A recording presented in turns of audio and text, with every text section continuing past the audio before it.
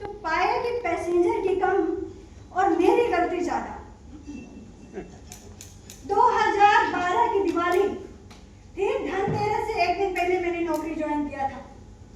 18-233 Indore Bilaspur Narmada express में मेरी पहली ड्यूटी लगी।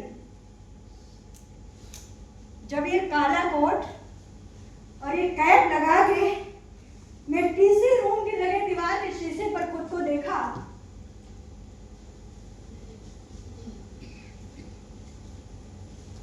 तो मुझे अपने ऊपर बहुत गर्व हुआ। मैं खुशी से झूम उठा, कैसे कि मेरे पूरे खानदान में मैं पहला व्यक्ति जिसे सेंट्रल गवर्नमेंट की नौकरी नसीब हुई थी। इतने में दूसरी बेल बज गई, अनाउंसमेंट चलने लगा।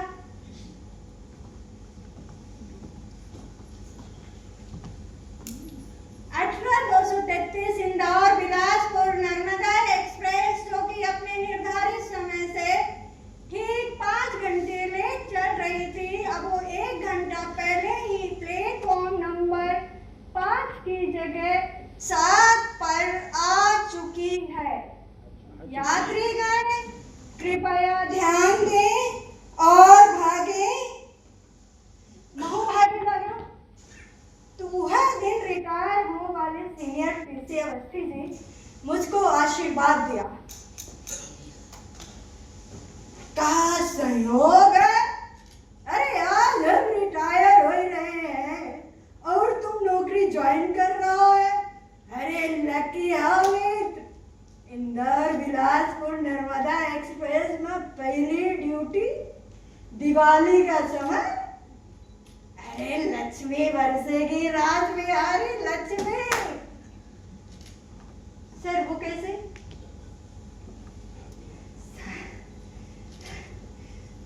ससुर जी से 3 लाख रुपए लिया था सर। सबको खिलाया पिलाया सर, तब जाके मुझको ये टीसी की नौकरी मिली। सर कुछ गाइड कीजिए ना, फेस्टिव सीजन में एक बर्थ से अधिक कितना खींच सकता हूँ? अवस्थी जी फोन में खैनी दवाए।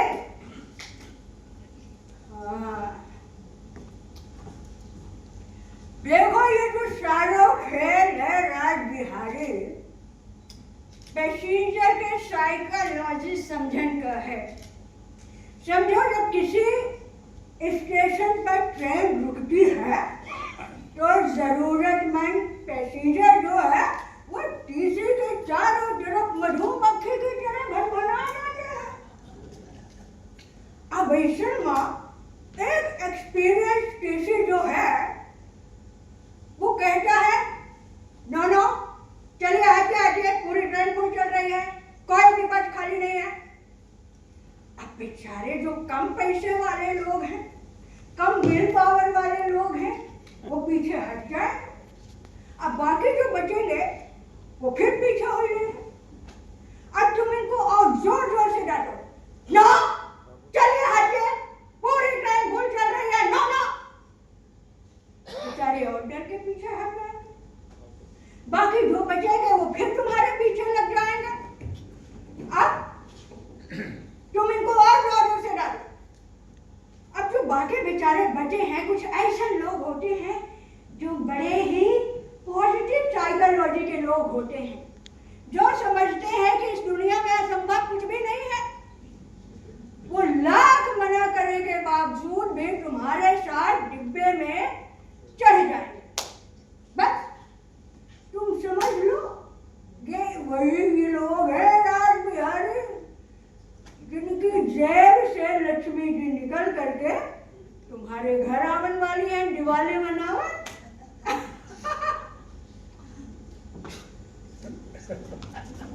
सर वो कैसे? अरे राज बिहारी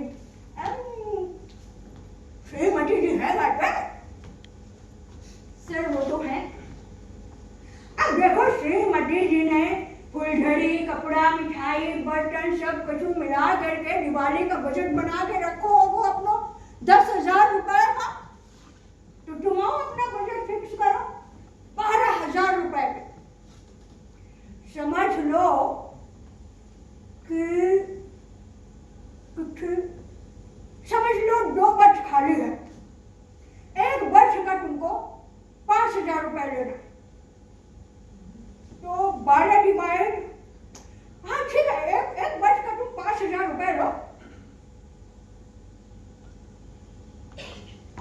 खुदा न खास अगर एको बर्थ खाली ना है सर, तब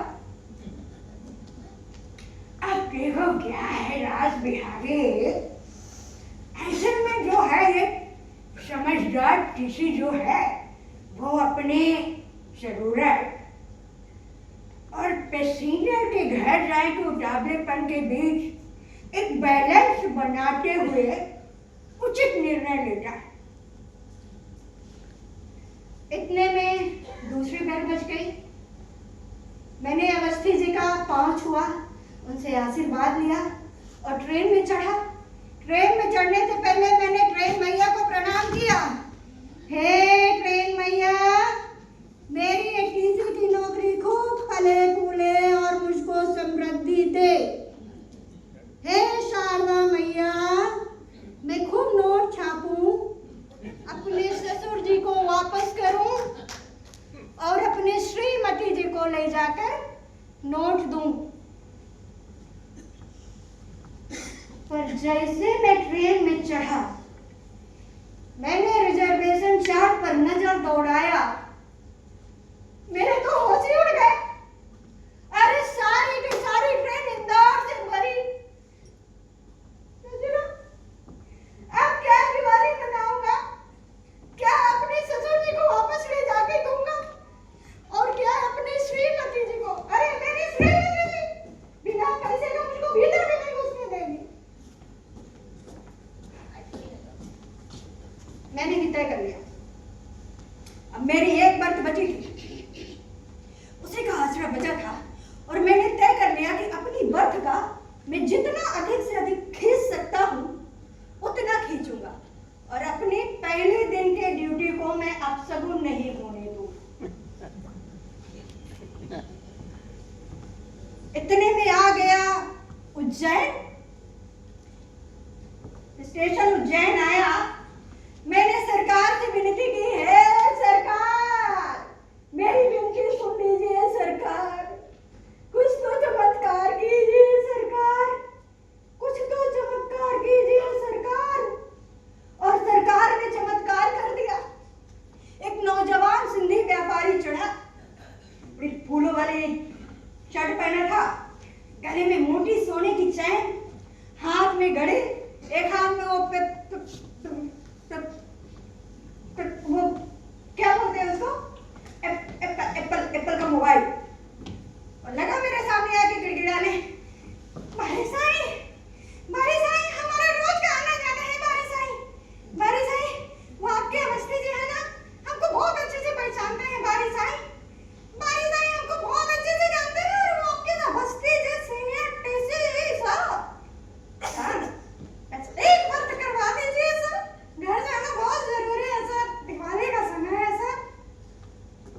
अरे कोई बर्थ नहीं है खाली, यहाँ पर पूरी ट्रेन फुल चल रही है, चलिए नीचे उतरिए। अरे नहीं बारी साईं, ऐसे मत कीजिए बारी साईं, हमारे छोटे छोटे नन्हे मुन्ने बच्चे हैं बारी साईं, हमको रोज बार मैसेज कर रहे हैं, लीजिए पढ़िए बारी साईं, पढ़िए।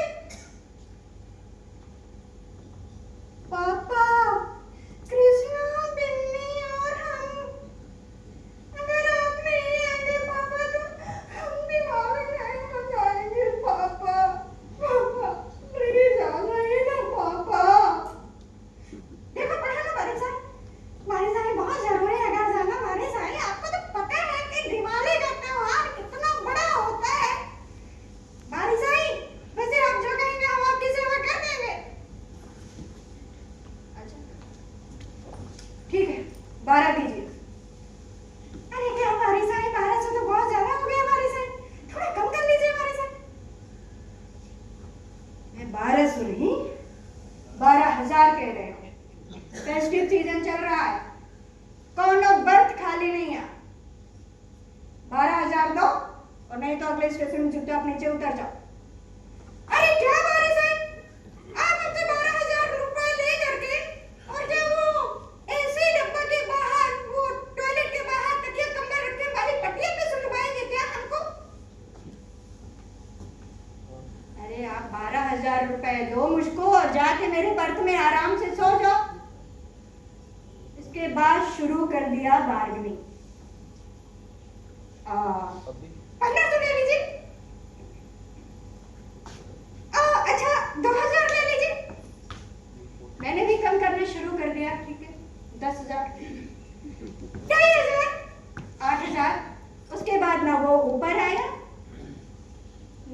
नीचे गया, ना मैं ऊपर है, ना वो ऊपर गया, ना मैं नीचे आया।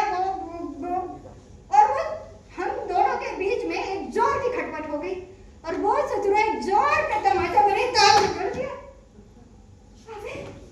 अबे साले, तुम्हारी है हिम्मत, ऑन ड्यूटी टीसी को तमाचा मार रहे हो? अबे साले, अभी बुलाता हूँ आरपीएफ को, कुटबा के साले जेल में बंद करवा दूंगा, सारी हैप्पी निकल जाएगी। पता नहीं साले कहाँ के जाहिल कबाड़ चले आते हैं ट्रेन में चढ़ने, टिकट कटा के। अरे वो तुम हमको क्या जेल में डलवाओगे? अरे जेल में तो हम तुमको डलवाएंगे। रिश्वतखोर, एक वर्ष का तुमने 12,000 रुपए मांगा है। ये देखो, हमने तुम्हारा पूरा वीडियो रिकॉर्ड कर लिया। हमने तुम्हारा पूरा वीडियो रिकॉर्ड किया, अब तुमको हम बताते हैं। ये देखो। अबे साला, मेरा पूरा वीडियो रिकॉर्ड कर लिया, क्या करूं? मैं तो सूख गया। साला, नहीं भाई साहब, मुझको ब्लैकमेल करने लगा। अब मैं इस वीडियो का तुम्हारा रील बनाऊंगा, इसको मैं एफबी पे डालूंगा, इंस्टा पे डालूंगा, इसको वायरल कराऊंगा। अरे मीडिया को बुलाऊंगा, तुमको सस्पेंड करा दूंगा, अबे तुम्हारी नौकरी हड़प जाऊंगा। साला, आज ही ड्यूटी, आज ही सस्पेंड। भाई साहब, मैं हाथ जोड़ती हूँ भाई साहब, पाँव पड़ते हूँ भाई साहब, गलती हुई थी भाई साहब। वही वीडियो डिलीट कर दिया और जाके मोरे बर्थ में आराम से सो जा। अरे ऐसे कैसे वीडियो डिलीट कर दे? हाँ? पहले 10,000 रुपए दीजिए और वीडियो को डिलीट कर दीजिए। भाई साहब, आज ड्यूटी ज्वाइन की हूँ मैं, नहीं आया था पैसा भाई साहब, माफ कर दिया ना भाई साहब, माफ कर दिया। आधा घंटा तक मगजमारी किया मेरे साथ और उसके बाद मुझसे 4,000 रुपए लिया और जा करके आराम से पैर पसार कर मेरे बर्थ में खर्राटा मारते सो गया। ससुराल में ठीक तेरे से एक दिन पहले 4,000 रुपए का बाजी हार के और वो टॉयलेट के बाहर तो वो तकिया कंबल रखे वाले पटिया में सोया। रात भर काकरोच की बच्ची मेरे ऊपर सैर करते रहे।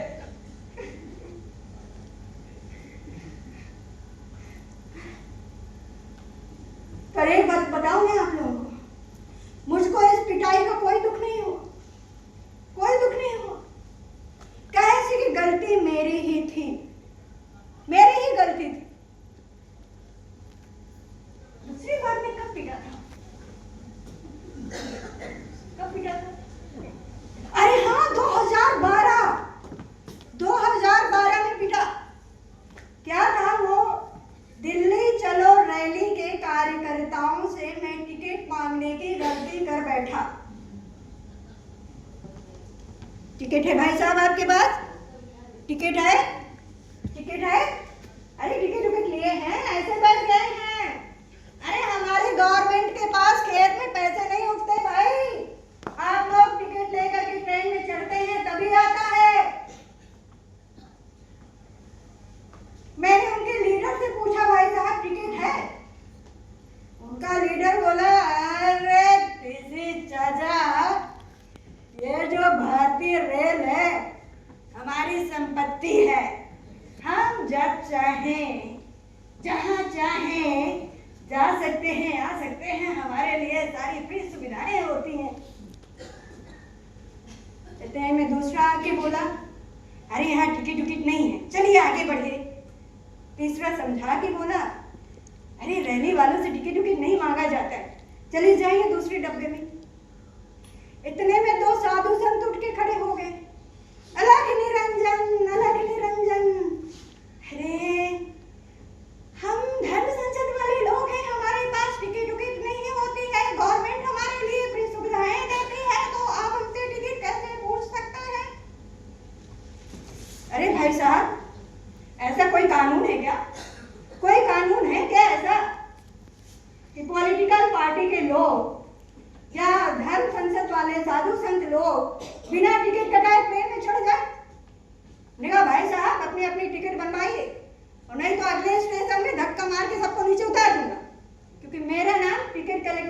हंसी आ रही है। अबे अबे साला मेरे ऊपर टूट पड़े। अबे भाई छोड़ दो भाई। अरे अरे बचा लो भाई। अरे बचाओगे भाई साहब, काफी होगी भाई साहब, मुझे माफ कर दे। अरे बाप रे बचा लो भाई।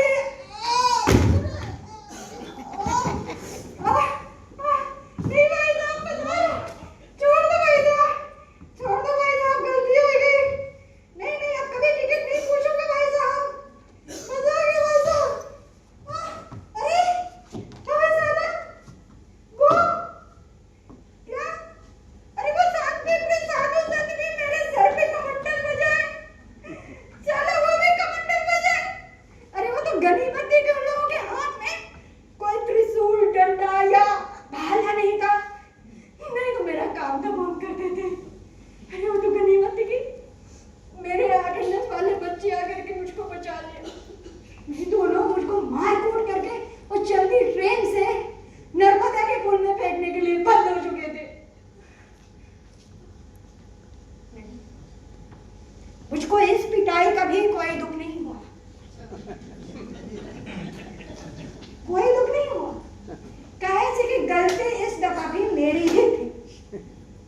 अरे एक बार तो मेरे हाथ की हड्डियां ही तोड़ दिए थे। मैं जा रहा था पटना सुपरफास्ट, पटना सुपरफास्ट थी, ठंड का टाइम था। मैंने कहा भाई साहब टिकट टिकट है आपके पास? टिकट लिए हैं? आपका कितना नंबर है? टिकट है ना आपके पास? अरे मैं जा ही रहा था, सबसे टिकट चेकिंग कर रहा था और ये 29 नंबर में पहुंच गया, 28 नंबर में। वहां पे एक बूढ़ा बुढ़िया बैठ के लिट्टी चोखा खा रहे थे। मैंने बोला बूढ़ा से भाई साहब टिकट? बूढ़ा बोला अरे टिकट नहीं है, चलिए आगे बढ़िए। अरे भाई साहब टिकट नहीं है तो टिकट बनवा ले। अरे कह रहे हैं ना कि टिकट नहीं है। अरे जो उखाड़ना है उखाड़ लीजिए। ससुर न जाने उस दिन मेरे अंदर भी कौन सा ईमानदारी का भूत सवार हो गया था। मैंने भी कहा भाई साहब टिकट नहीं है तो आप अपनी टिकट बनवाइए, फाइन भरिए, नहीं तो ये अपना सारा सामान उठा करके वो टॉयलेट के पास जा करके बैठिए और अगला स्टेशन आएगा तो मैं धक्का मार करके नीचे उतार दूंगा। बूढ़ा किसी से फोन में बतियाने लगा, उसके हाव भाव से लगा कि मेरे बात का कोई उसमें फर्क ही नहीं पड़ा और आराम से दोनों बूढ़ा बुढ़िया लिट्टी चोखा खाने लगे। मैं टुकुर टुकुर देखते खड़ा हूं।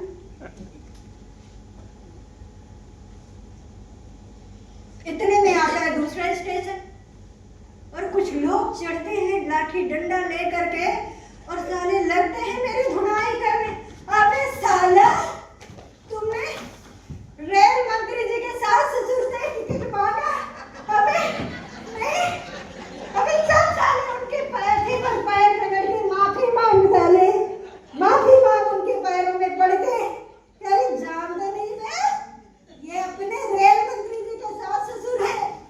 अबे नहीं भाई, आयो आयो आयो।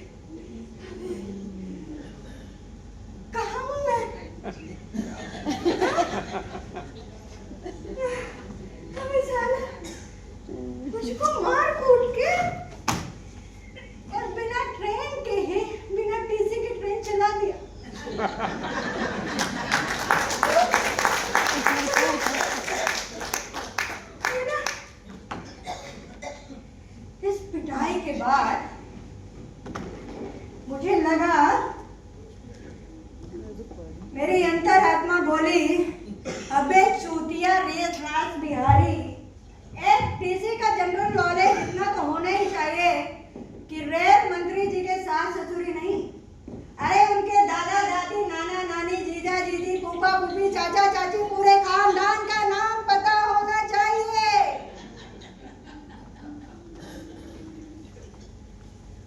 इस पिटाई के बाद, इस घटना के बाद मुझको सस्पेंड कर दिया गया। सस्पेंड कर दिया गया मुझको। एक बड़ी उच्च स्तरीय की जांच कमेटी बैठाई गई और उस जांच कमेटी में 7 महीने बाद ये फैसला आता है कि टिकट कलेक्टर रास बिहारी बहुत ही ईमानदार कर्मचारी है, जो रेल मंत्री जी के रिश्तेदारों से भी टिकट पूछने की हिम्मत दिखाया। ऐसे ईमानदार कर्मचारी को इनाम मिलना चाहिए। ऐसे ईमानदार कर्मचारी को इनाम मिलना चाहिए। इसका टिकट कलेक्टर रास बिहारी का ट्रांसफर कटनी चिरमिरी लाइन में कर दिया जाए।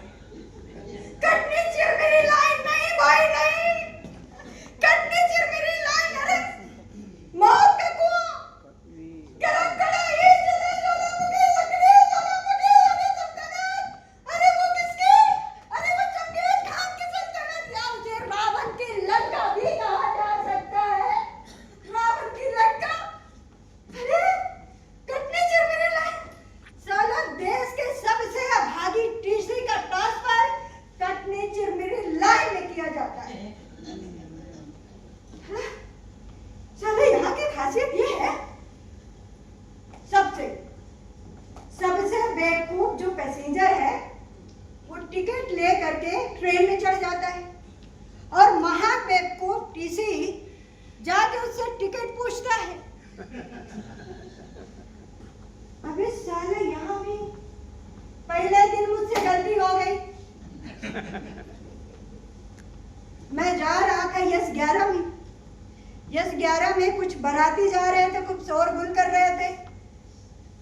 मैंने आया, भाई साहब टिकट दिखाइए। एक जगह वो क्या भंगड़ा क्या था, वो कुछ तो चल रहा था।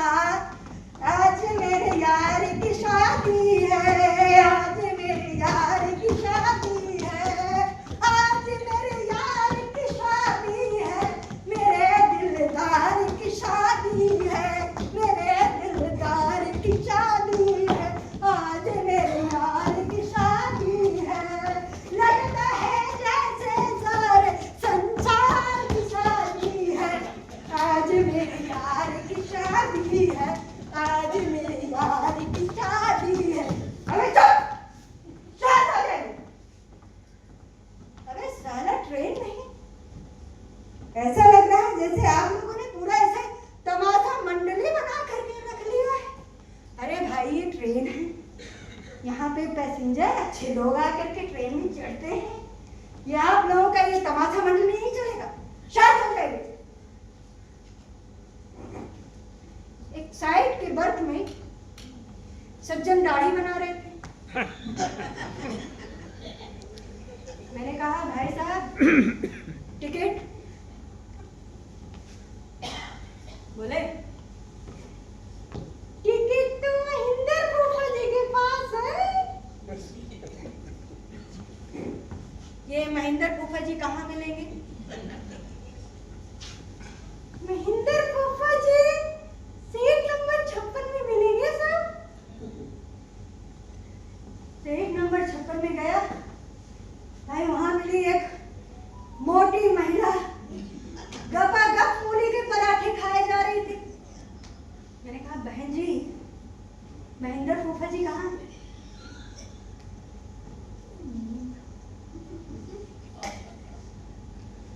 अब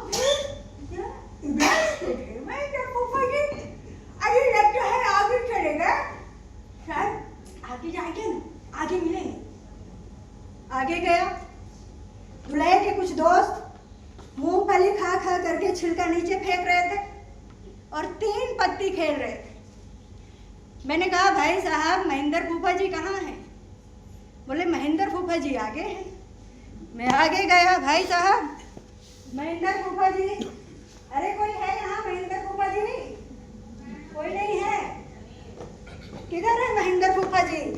अरे भाई बारात की टिकट चेक करना है महेंद्र फूफा जी। पहुंच गया मैं लड़के के बाप के पास। और लड़के के बाप मतलब दुल्हे के बाप उन्होंने मुझे सीधे पहुंचा दिया कहाँ? टॉयलेट के दरवाजे पर।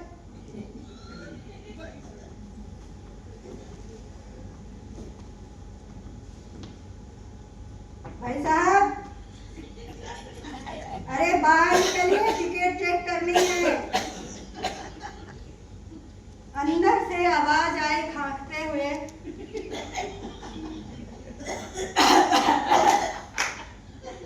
अभी अभी बैठे हैं,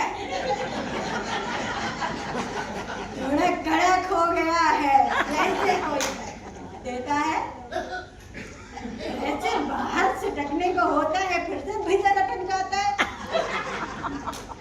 5 मिनट वेट कीजिए श्रीमान जी, आते हैं। अब 5 का 10, 10 का 15 हो गया। मैं फिर से गया, मैंने कहा भाई साहब बाहर निकलिए, टिकट चेक करना है बारात की। इतने में टॉयलेट का दरवाजा खुलता है और एक हिंदी फिल्म के विलन की तरह चौड़े कंधे, बड़ी बड़ी मूछें, एक हाथ में सिगरेट और महेंद्र फूफा जी मेरे सामने आकर प्रकट हो जाते। मैंने कहा भाई साहब टिकट। महेंद्र फूफा जी एक बीड़ी का कसर मारे,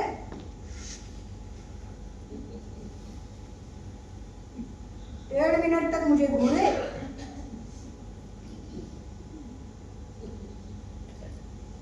घूम गया। क्या घूम गया? अरे हमारा कंबोड के रास्ते बटुआ घूम गया। चलिए ट्रेनवा को रुकवा दीजिए, टिकट ढूंढना ही है तो चल के ढूंढेंगे, मिल जाएगा तो चेक कर लीजिएगा टिकट पर को। अरे ओए ओए, कोनो और का बैकूट बनाया। मोर नाम टिकट कलेक्टर रास बिहारी है। अपनी टिकट दिखाओ, पूरे बारात की टिकट चेक कराओ, फाइन मारो। नहीं तो ये बारात जो जा रही है ना शोरगुल करते हुए, दुल्हन के दरवाजे पहुंचने से पहले मैं इसको जेल में पहुंचा दूंगा। अबे फूफा जी ने आवाज लगाया, अरे ओ कल्लू पंडित ठकिया, आओ तो तेरे टीसी चाचा को टिकट चेक करना है, चेक करवा दो। अरे अरे भाई पूरी बारात, 1-2 नहीं पूरी बारात। अरे भाई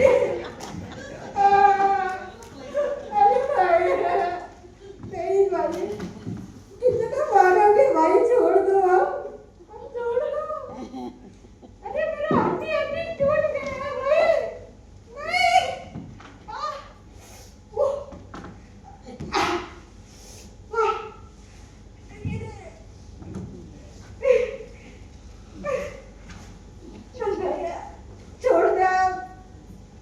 छोड़ दो भाई, छोड़ दो।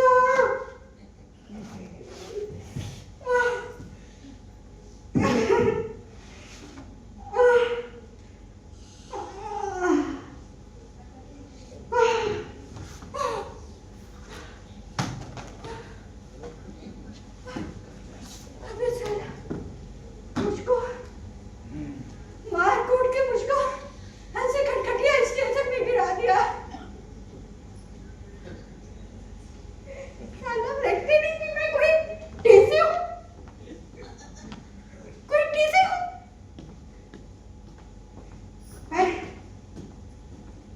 मुझको इस पिटाई का भी कोई दुख नहीं, कोई दुख नहीं हुआ मुझको इस पिटाई का भी।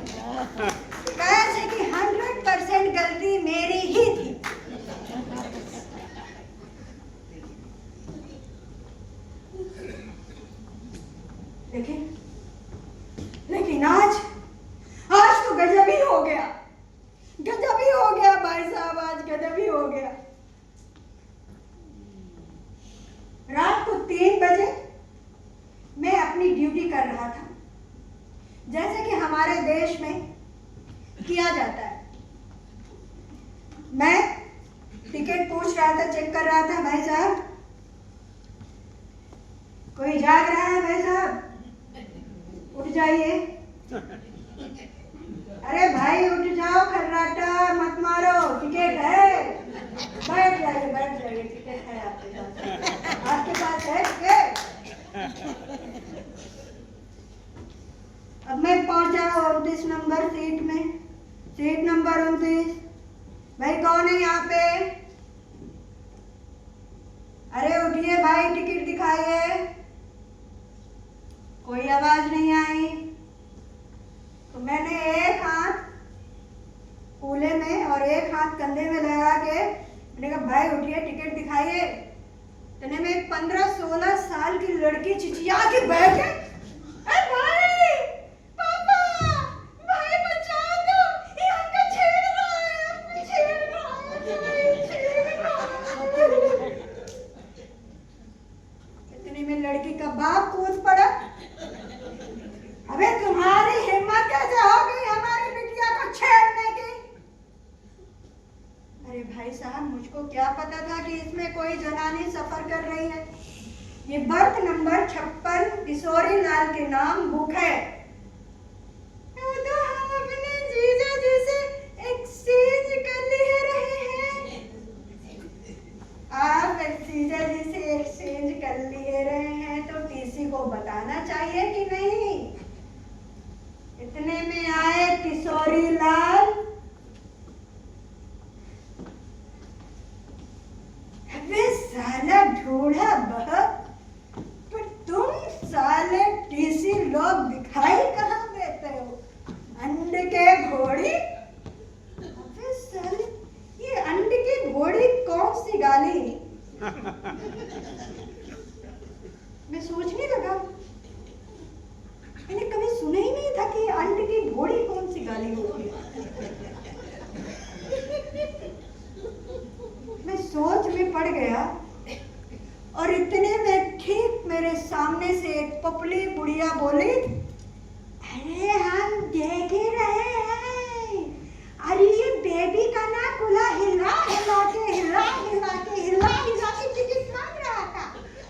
ये कोई टीसी नहीं है, अरे ये जरूर कोई बहरूपिया है, लफंगा है, लुच्चा है। अरे पकड़िए, चेक करिए कौन है। कोई तो बहरूपिया घुस आया है ट्रेन में, टीसी के भेष में।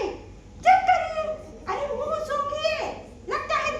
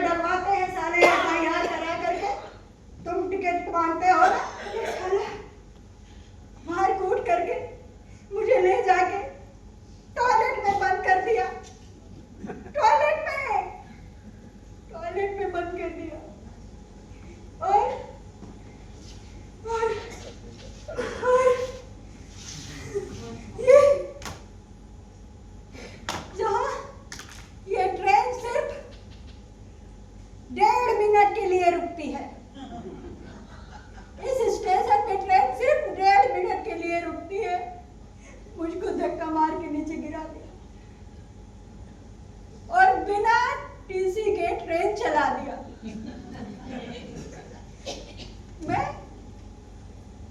मैं एक डब्ल्यूटी पैसेंजर और वो टीसी।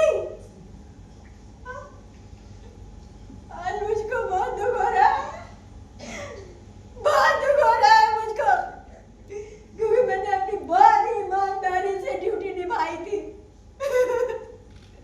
देखिए, टिकट कलेक्टर राज बिहारी सब कुछ कर सकता है, सब कुछ कर सकता है, घूस ले सकता है, गाली गलौज कर सकता है, मार पीट सकता है, लेकिन लड़की नहीं छेड़ सकता, लड़की नहीं छेड़ सकता। उन्होंने मुझे कैरेक्टरलेस बना दिया।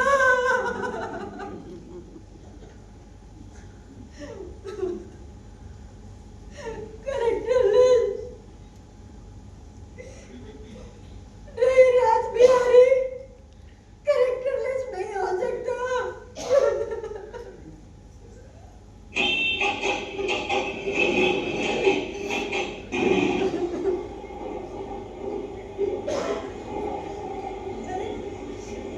फिर से मेरी ड्यूटी का टाइम हो गया, ट्रेन आ गई है स्टेशन पे, चलता हूँ। सलाम, फिर मिलूंगा टिकट कलेक्टर।